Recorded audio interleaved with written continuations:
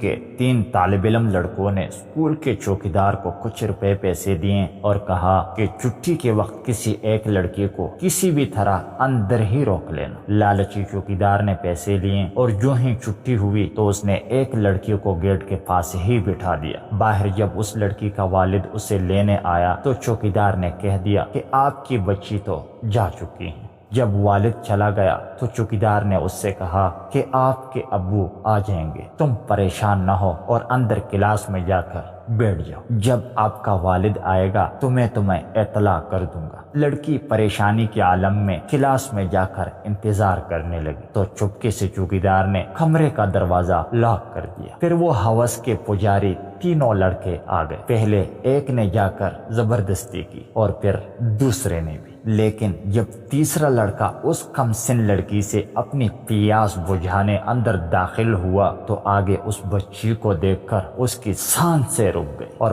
پتھر کی طرح ساکت ہو گیا۔ جانتے ہو کیوں؟ کیونکہ آگے وہ لڑکی اس لڑکے کی بہن تھی۔ لوگوں کی بہن بیٹیوں کو داغدار کرنے والوں، سنو، ایک نہ ایک دن تمہاری بہن بیٹیوں کے ساتھ بھی ایسا ہی ہوگا، کیونکہ یہ ایک قرض ہے جو چکانا ہی پڑتا ہے، اور اس قرض سے باہر نکلو اور اللہ سے توبہ کرو۔ اللہ آپ کو اور مجھے اس گناہ سے بچائے، آمین۔